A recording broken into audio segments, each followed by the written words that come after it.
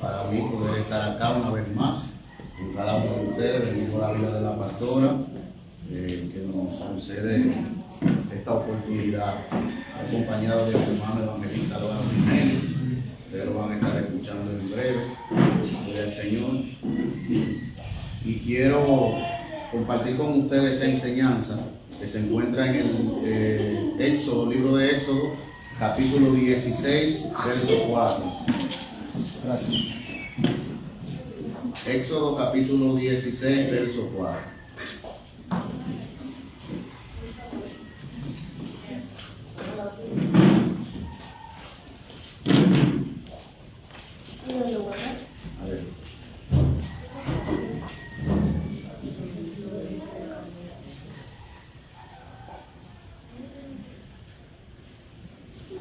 Amén. Vamos a estar leyendo la palabra del Señor en nombre del Padre, Hijo y Espíritu Santo. Amén. Y Jehová dijo a Moisés: He aquí, yo os haré llover pan del cielo, y el pueblo saldrá y recogerá diariamente la porción de un día, para que yo lo pruebe si andan en mi ley o no. Padre, gracias por tus palabras, Señor, en el nombre de Jesús. Amén. Desde antes de nuestro nacimiento y hasta el día en el que nosotros partamos de esta tierra, Dios está cumpliendo sobre cada uno de nosotros propósitos. Sobre cada uno de nosotros Dios está cumpliendo sus planes, está cumpliendo sus propósitos para nuestra vida. Aunque usted pueda sentir o pensar que las cosas que usted está viviendo se le salieron de las manos a Dios, y mucha gente quizás lo piensa así, pero es bueno saber y comprender que Dios está siempre en control de todo. Y como Él está en control de todo, Él siempre va a permitir temporadas en nuestra vida. Temporadas que nos va a tocar vivir, que nos va a tocar experimentar. Y cada parte de nuestra vida, cada acontecimiento que nosotros podamos ver en nuestra vida, es una especie de estación, de temporada que Dios pone, que Dios permite, en un momento apropiado y determinado. Y es bueno que sepamos que estas temporadas en nuestra vida no suceden de forma aleatoria. O sea, eso no es algo que llegó así de la nada, sino que Dios se encarga de eso. Que Dios se encarga de poner esas temporadas en nuestra vida. Pero la pregunta que tenemos que hacernos, y lo que quizás Dios nos preguntaría es: ¿qué hacemos nosotros en las temporadas que nos toca vivir? En las distintas temporadas que Dios permite en nuestra vida, ¿qué hacemos nosotros? ¿Cuál es nuestra reacción? ¿Cuál es nuestra actitud? ¿Cuál es nuestro proceder? Porque Dios, que es un Dios de propósito, cada cosa que permite en tu vida lo hace con el propósito de enseñarnos algo. Dios, en cada temporada que te toca vivir, quiere que tú y yo aprendamos algo.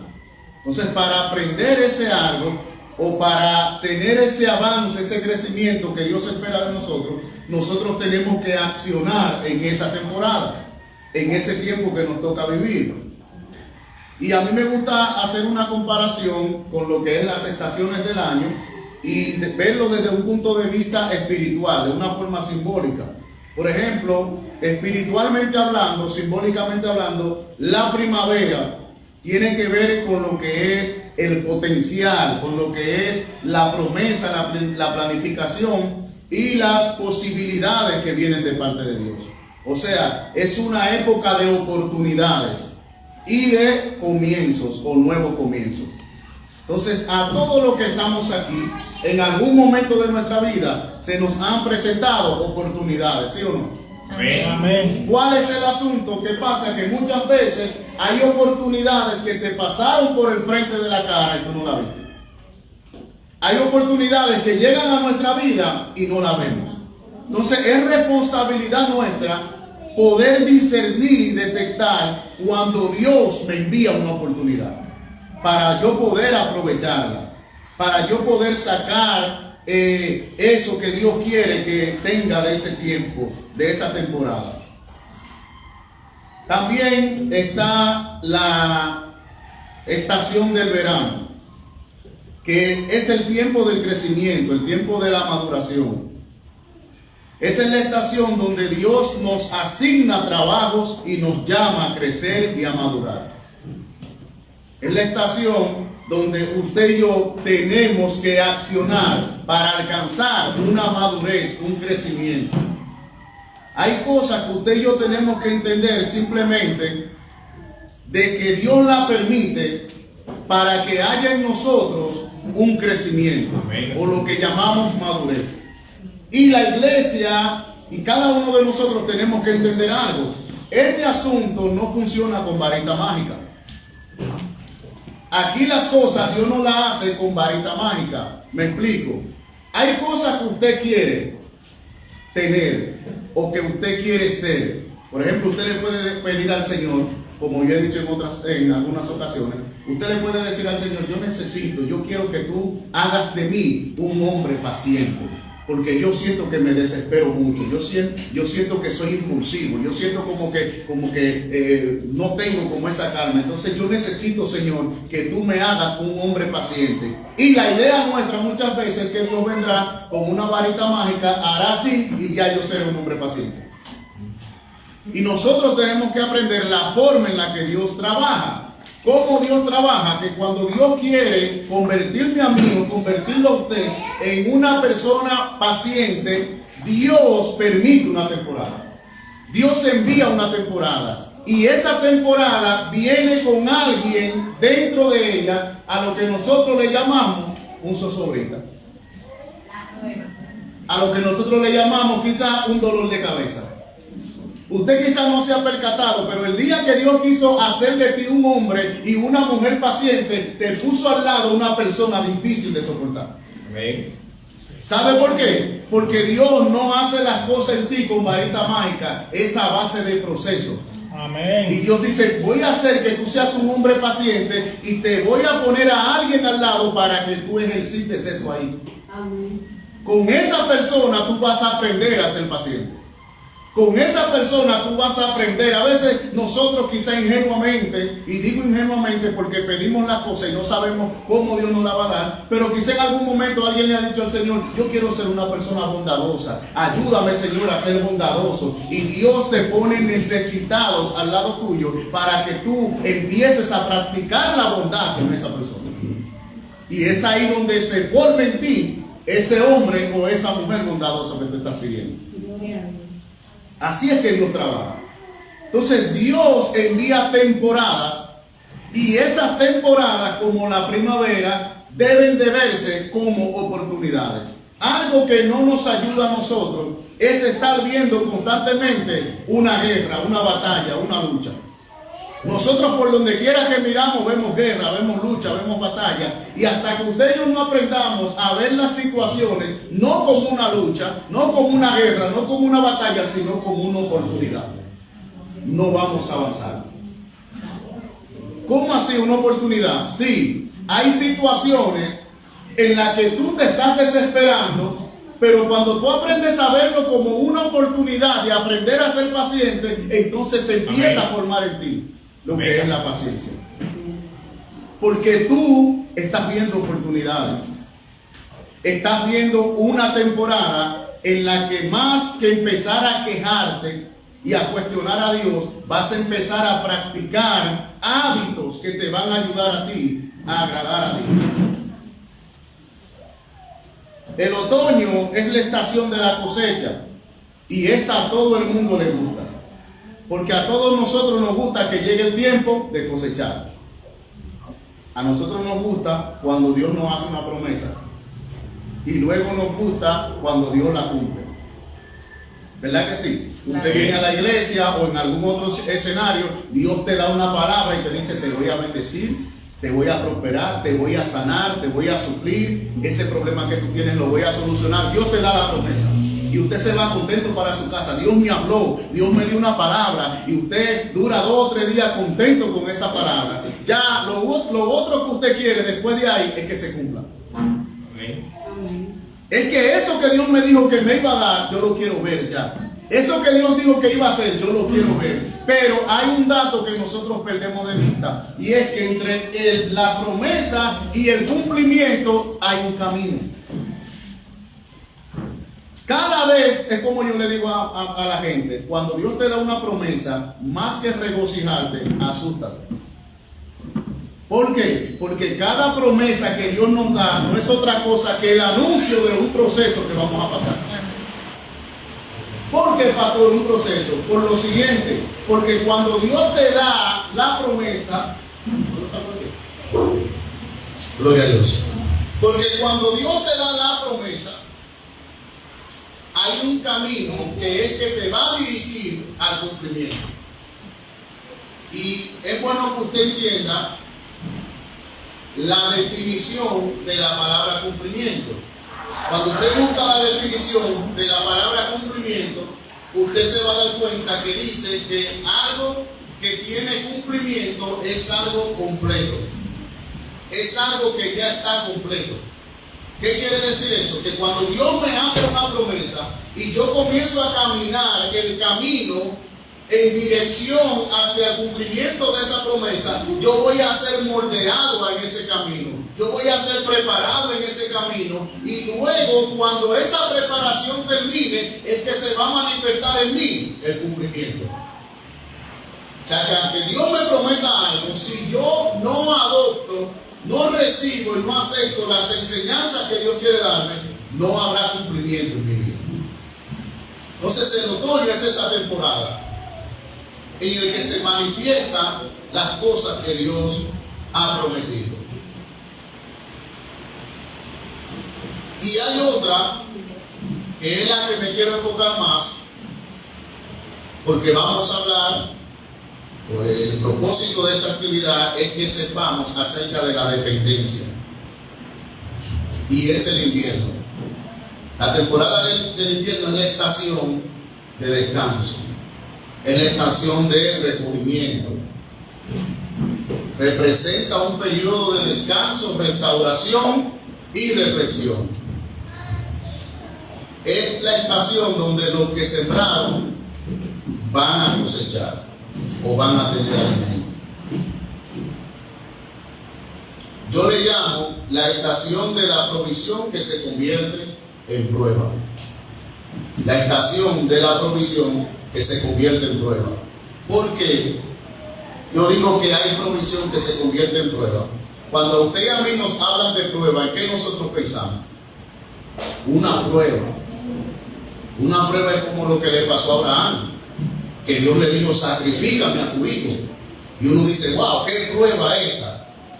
Pero estamos viendo en el texto bíblico que leímos como base, que Dios le dice a Moisés: Jehová dijo a Moisés, he aquí, yo os haré llover pan del cielo, y el pueblo saldrá y recogerá diariamente la porción de un día. ¿Quién puede ver una provisión de Dios como una prueba?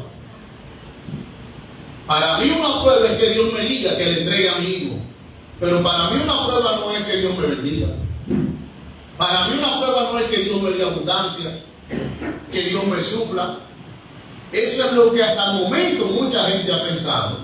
Pero he descubierto a través de la lectura de la palabra que la abundancia que Dios nos entrega se convierte en prueba. Ese tiempo de reposo que Dios te da se puede convertir en una prueba de parte de Dios. ¿Por qué? Porque nosotros somos el tipo de gente que cuando hay crisis buscamos a Dios. Cuando vienen las guerras, las batallas, nosotros acudimos a Dios. Cuando vienen los problemas, nosotros queremos que oren por nosotros. Nosotros queremos que nos ayuden. Nosotros queremos que la iglesia venga y nos dé una palabra. Pero cuando llegue el tiempo de abundancia, tenemos la tendencia de olvidarnos de Dios. Hay personas que muy fácilmente fueron a una iglesia a pedir una oración porque estaban resolviendo algo de unos papeles. Hay gente que fueron a una iglesia a pedir una oración porque había alguien en cama postrado. Hay gente que fueron a una iglesia a pedir una oración porque querían un empleo. Y mientras había una necesidad, pedían oración. Mientras había una necesidad, asistían a iglesias. Pero cuando esa necesidad se suplió, pregunte si volvieron. Pregunten si siguieron orando o pidieron oración. Y es ahí donde muchas veces la abundancia se convierte en prueba. ¿Por qué? Porque Dios la envía con esa intención. Y eso fue lo que pasó aquí en el pueblo hebreo. Dios saca a esta gente de Egipto. ¿Y qué era el pueblo hebreo en Egipto? ¿Qué eran ellos? Esclavos.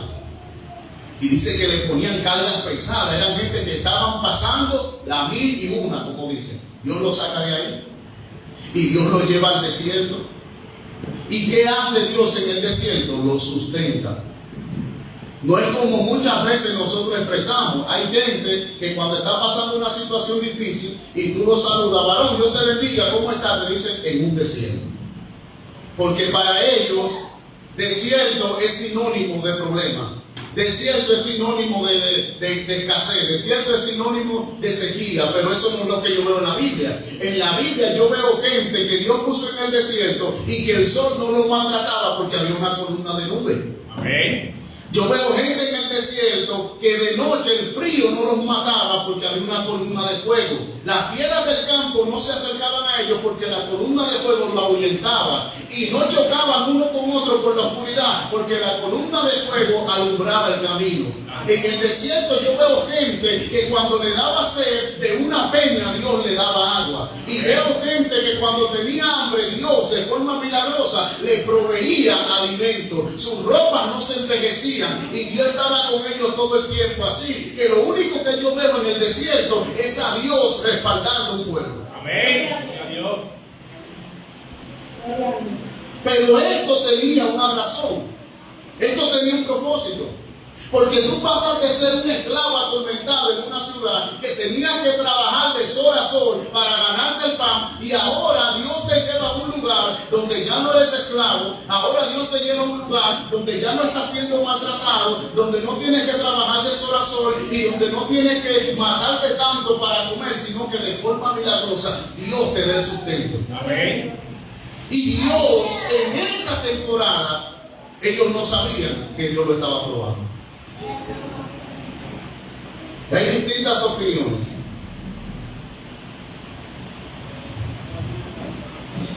Del tipo de prueba que fue el maná, ese sustento para ese pueblo.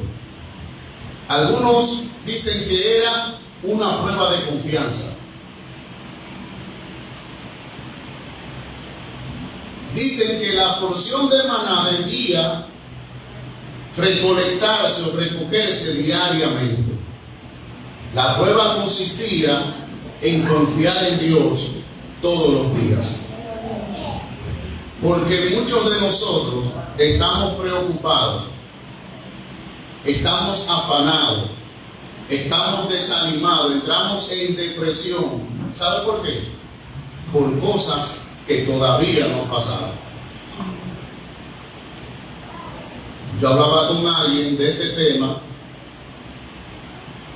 y llegamos a ese punto donde yo le decía, wow, es increíble cómo muchas veces nosotros, un día 8 de X mes, nos estamos volviendo locos porque el 30 hay que pagar la casa. Y uno, pero el 30 no ha llegado. El 30 no ha llegado y el día 8 ya yo me estoy volviendo loco. El día 8 ya yo tengo ansiedad. El día 8 ya yo estoy desesperado.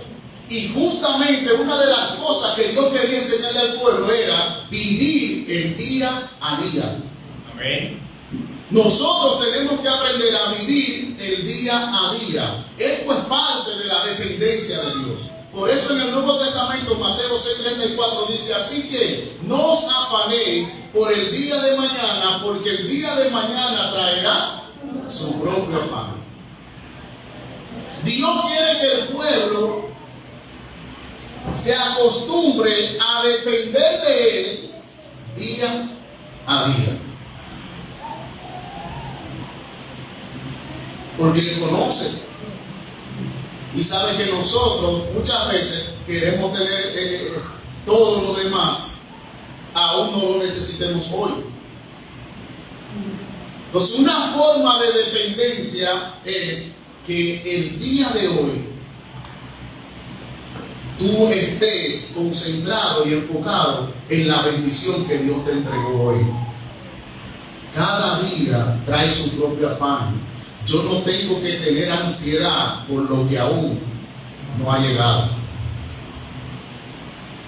El Señor me dio una palabra ayer. Estaba acostado así, de repente como que me dormí. Y cuando me quedé dormido, pastora, de repente empecé a escuchar esa canción. Pero fue como que alguien estaba al lado mío cantándola. La que dice, milagroso, abre el camino. Y en esa sola frase, milagroso, abre el camino, yo me espanté y desperté. Y yo me quedé así, wow. Mi esposa mía estaba viendo algo en la tele y yo agarré el pabucero que ella estaba viendo y puse la canción en mi celular. Me levanté, caminé así, volví y ella luego me dice, ¿qué te pasó que tú pusiste esa canción de repente? Pausaste el televisor y pusiste la canción. Y le dije, es que cuando me quedé como dormido ahí, empecé a escuchar a alguien cantando esa canción. Y en lo que me quedo así tranquilo como meditando, escucho esa voz interna que me dice, dile a tu mente que deje de buscar lo que no existe. Yo me quedo así, ¿cómo? No entiendo. Dile a tu mente que deje de buscar lo que no existe. Y era basado en eso que decía la canción. Abre el camino. Y lo que Dios me hizo entender fue lo siguiente. Dios te dice a ti, te voy a suplir una necesidad. ¿Sabes qué hace tu mente? ¿A través de quién será? Tu mente comienza a buscar.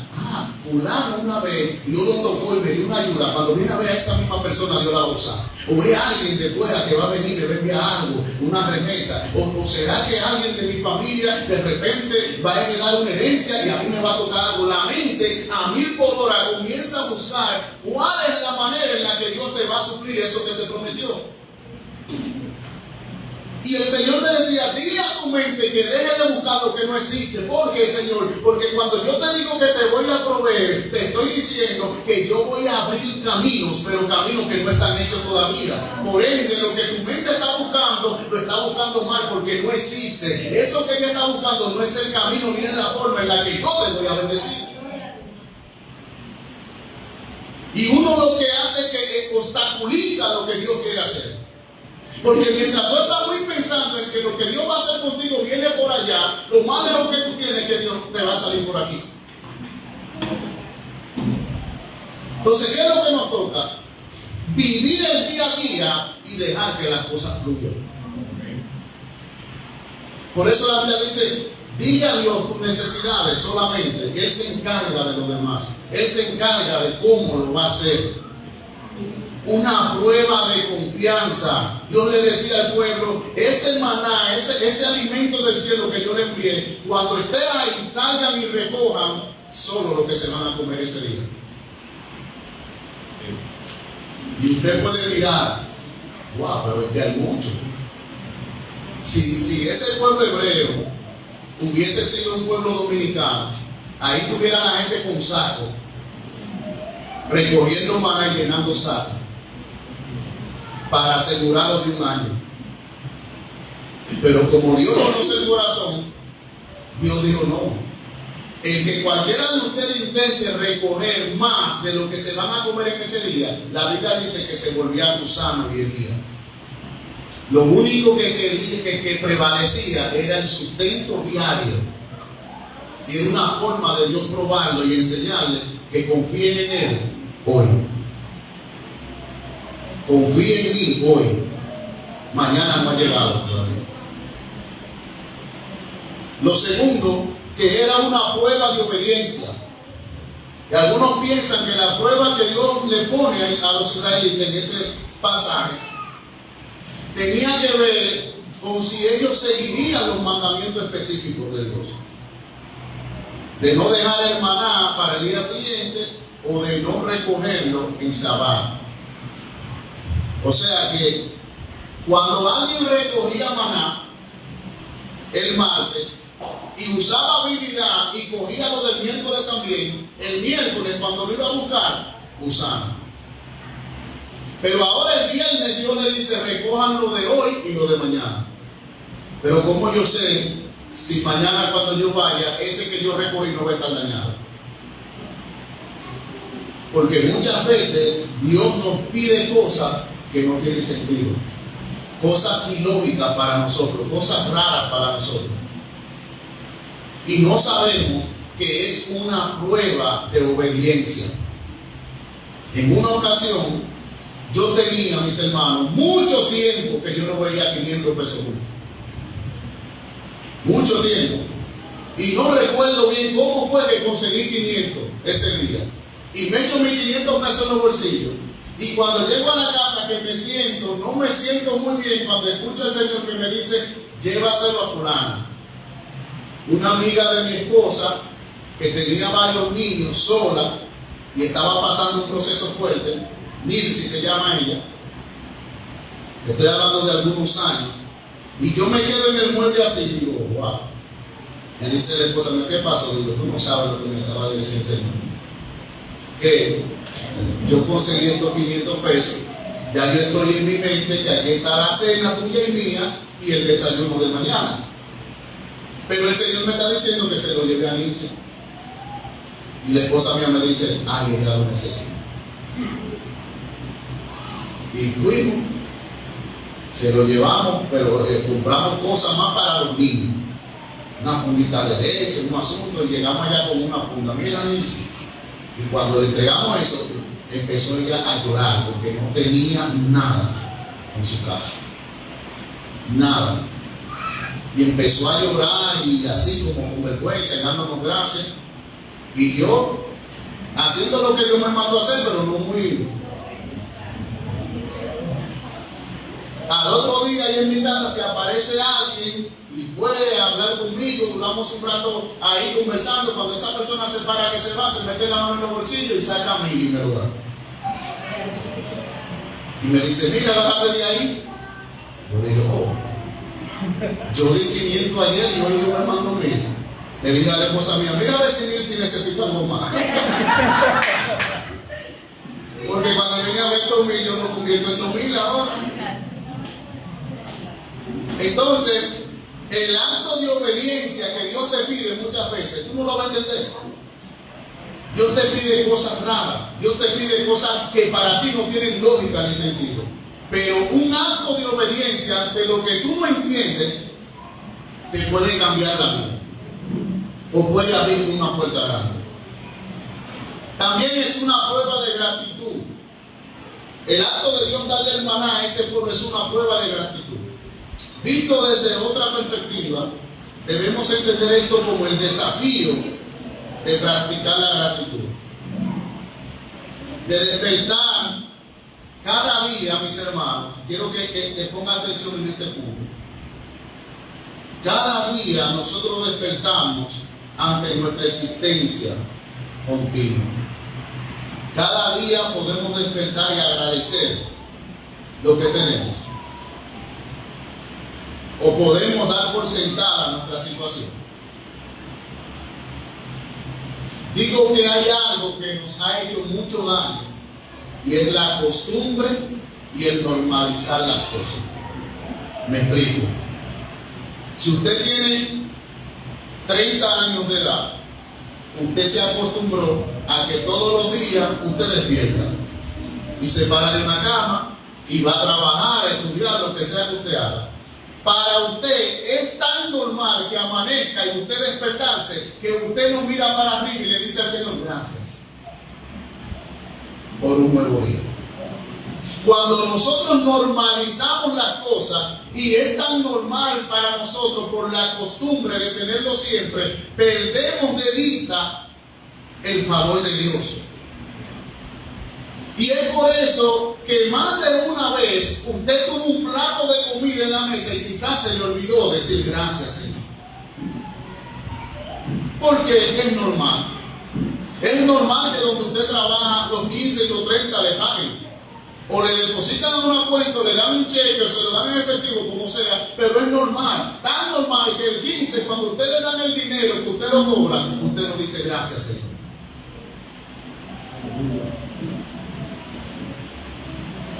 La costumbre y el normalizar las cosas hace hace que perdamos de vista el favor de Dios. A ellos, el que Dios le enviara el maná, llegó un momento que empezó hasta a molestarle. Y empezaron a quejarse, ay, pero Dios nos manda otra cosa. Mira que mi hermano Álvaro me daba un dato de cómo algunos estudiosos enseñan que en ese alimento celestial, el maná, como en ese asunto se encontraban todos los nutrientes que un ser humano necesita en su cuerpo. O sea que aunque usted lo vea como algo insignificante, en eso Dios te está dando todo lo que tu cuerpo necesita. Pero llegó un momento que ellos se aburrieron. No decían nada, pero y nos va a matar con este asunto, varía menos. Y dejaron de dar gracias. Entonces nosotros vemos un nuevo día hasta el día de hoy, pero no vemos el favor de Dios cuando me levanto de la cama. Nosotros respiramos, pero algunos de ustedes se han puesto a darle mente, a dar gracias, Señor, gracias por este aire que yo respiro. Amén. Y es como dice alguien, la gente no valora el aire hasta que no lo tiene. Usted quizá no dé gracias a Dios por el oxígeno, por el aire, pero desde que te hacen así, está buscando aire desesperado. Hay cosas que tú y yo la tenemos y que tenemos que ser honestos, que la hemos normalizado y no vemos el favor de Dios en eso. Porque es una costumbre, porque es normal que yo cuando me levante de la cama, en la mesa encuentre el desayuno, eso es normal.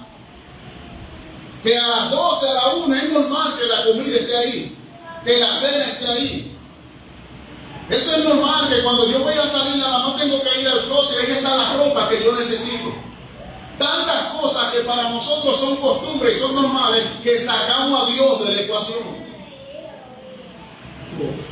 No vemos el favor de Dios, no damos gracias por eso. Es tan normal que nosotros quizás tengamos 2 o 3 pesos y no le damos gracias a Dios por él.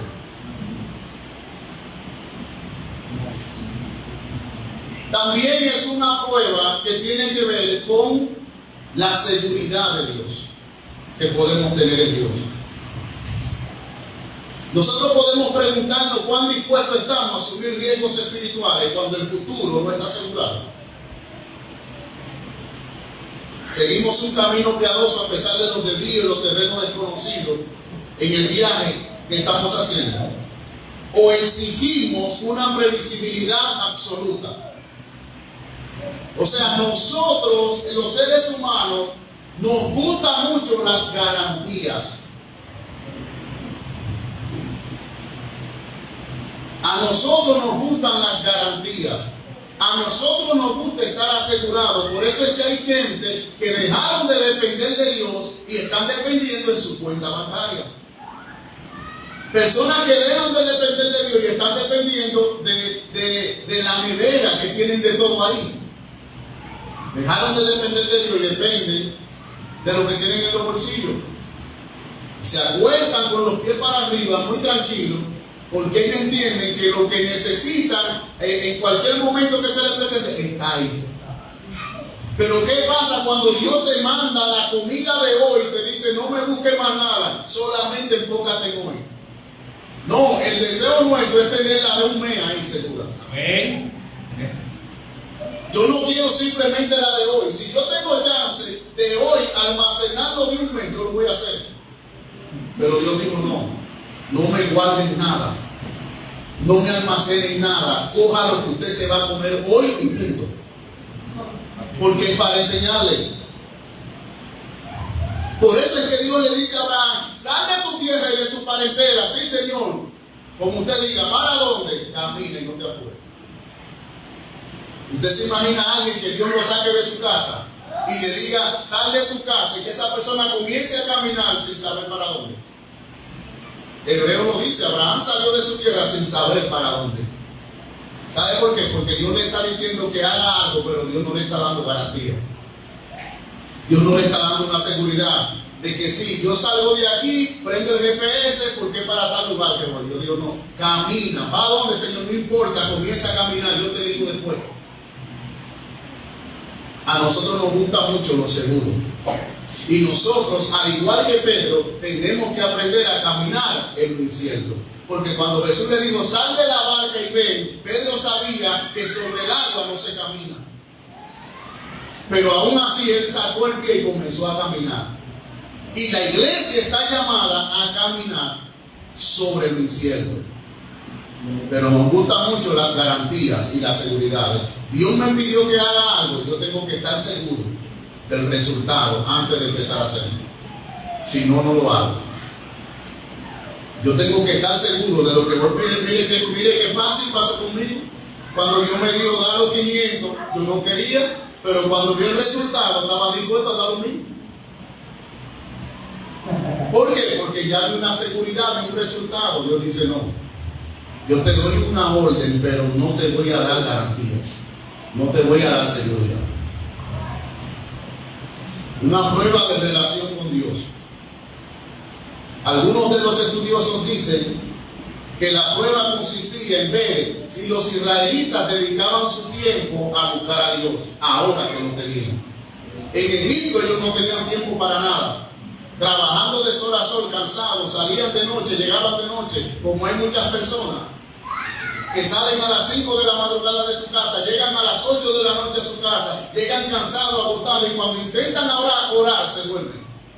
Cuando intentan leer la Biblia, se duermen, el sueño los vence. Pero ¿sabe cuál es el problema? Que se han aferrado a esa condición y se agarran de ahí para no buscar a Dios. Dios sabe que yo llego cansado. Dios sabe que yo no tengo mucho tiempo. Él me entiende. Entonces Dios dice, te voy a dar tiempo y descanso. Te botan el trabajo. Y cuando ahora tú no tienes trabajo, que ya lo que más te sobre tiempo, ya no vas a estar tan agotado, entonces Dios se sienta a ver qué vas a hacer con el tiempo que Él te dio. Si lo vas a invertir en oración, lectura, buscar a Dios realmente. Y por último, fue una prueba de fe. Una prueba de fe. Ese Dios que me dio hoy seguirá dándome mañana. Ese Dios que me sustentó hoy seguirá haciéndolo mañana. El pueblo no sabía si ese Dios invisible iba a seguir supliéndolo. Por eso es que un profeta llamado Habacuc, la Biblia dice que se quejaba mucho delante de Dios por la situación, pero cuando Dios habló con él y lo confrontó, el hombre cambió el vocabulario y ahora el hombre dice, aunque la higuera no florezca, aunque en la vid haya fruto, aunque falte el producto de lo vivo y los labrados no den su mantenimiento y las ovejas sean quitadas de la manada y no haya vaca en los corrales, con todo yo me alegraré en Jehová y me gozaré en el Dios de mi salvación. Amén. Gloria a Dios. Habacuc está diciendo, antes yo necesitaba ver las cosas, pero ahora que tú me enseñaste, no necesito ver las cosas para creer en ti, para confiar en ti. Lo mismo pasó con Job. Cuando Dios le habló, del hombre fue confrontado y su forma de ver las cosas cambiaron. Ahora Habacuc dice, yo te creo, no por lo que vea, te creo aunque no vea nada. Amén. Job dice, aunque no vea la sanidad, yo sé que mi Redentor vive. Yo no necesito estar sano para creer que tú sanas. Yo no necesito tener dinero para creer que tú eres el Dios que suple. Los 3 jóvenes hebreos, al momento de estar expuestos a un horno de fuego, el rey le dice, ¿cuál es el Dios que los va a librar a ustedes? Y ellos le dicen, mira, yo no sé lo que va a pasar en ese horno. Yo no sé si ese horno me va a matar antes de yo caer allá. Yo no sé si me va a matar después. Lo único que yo sé es que yo le sirvo a un Dios que tiene poder para librarme de tu mano y para librarme de ese horno también. Si Él lo hace o no lo hace, gloria a Dios, pero Él tiene poder para hacerlo. Gloria a Dios. Están convencidos de lo que Dios puede hacer, aún tú no lo estés viendo en ti. Pablo dice, aunque ustedes me vean derribado, no se equivoquen, yo no estoy destruido. Aunque ustedes me vean siendo perseguido, yo no estoy desamparado. Amén. ¿Por qué? Porque Pablo y estos demás hombres que hablé estaban convencidos de la existencia de Dios, de que Dios era real y de que Dios era verdadero. Ahora, la Biblia dice que el pueblo de Dios tuvo maná hasta que llegaron a la tierra y comieron del fruto de ella. Y ahí cesó la provisión del maná. ¿Sabe qué quiere decir eso? Que hubo una transición. No es que Dios dejó de proveer, sino que Dios cambió la forma de hacer. Porque Dios nos daba el alimento de una forma milagrosa. En un momento la provisión de Dios vino del cielo, pero cuando vino la transición Dios cambió el método y ahora la provisión viene de la tierra. Pero en todo momento Dios es el que sube. Amén. Y por eso tengo que depender de Él. Hay un tiempo en el que usted no tenía trabajo, en el que usted no tenía el negocio que tiene, en el que usted quizás no tenía una ayuda, una persona, y Dios te ponía el pan en la mesa. Y usted decía, wow, Dios lo está haciendo. Dios, porque yo no tengo dinero, yo no trabajo, nadie me está dando nada. Y cuando viene alguien es tocado por Dios, Dios me está supliendo. Pero ¿sabe algo? Que cuando Dios te dé el empleo, o cuando Dios te da el negocio, cuando Dios te dé esa fuente de ingreso, no fue que ya Dios te dejó de proveer Él, sino que Él cambió el método. ¿Qué quiere decir eso? Que el día que yo no tenía un empleo, pero la comida llegaba, yo decía, Dios me está sustentando. El día que llegó el empleo y ahora yo cobro un sueldo, no se me puede olvidar que Dios me sigue sustentando, solo que el método cambió. Por eso yo tengo que seguir dependiendo de Él, aunque tenga un sueldo. Porque se nos olvida, y hay mucha gente que dice, esto yo lo tengo con el sudor de mi frente, esto me lo gané yo, esto lo sudé yo, esto lo trabajé yo. Mentira, eso es un error. Todo lo que usted tiene, aunque usted esté trabajando, se lo está dando el Dios del cielo. Gloria a Dios. Por ende, tenemos que seguir dependiendo de Él. Así que quiero que usted medite en esto, mis hermanos, porque quiero dar espacio para que escuchemos a mi hermano Álvaro, y quiero que usted medite en eso.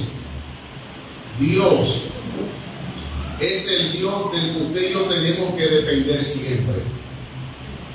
Sea que el alimento y la provisión venga del cielo de forma milagrosa, o sea que la provisión venga de la tierra, algo que sembré yo y algo que coseché yo. Al final necesité del agua que manda Dios. Amén. Para obtener esa bendición. Amén. Usted y yo dependemos de Él en todo tiempo. Póngase de pie. Vamos a orar. Padre eterno, gracias, Señor.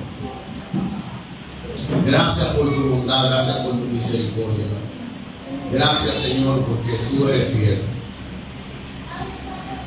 Y hoy oro en nombre de todos los que estamos aquí. Te digo, Señor, ayúdanos a depender de ti siempre. Ayúdanos, Señor, a nunca olvidarnos de ser agradecidos por lo que tú nos das. Ayúdanos a poder visualizar el favor tuyo en nuestra vida todos los días, Señor. A depender de ti y vivir el día a día. Y honrarte con nuestros santos siempre, Señor. En el nombre poderoso de Jesús. Amén.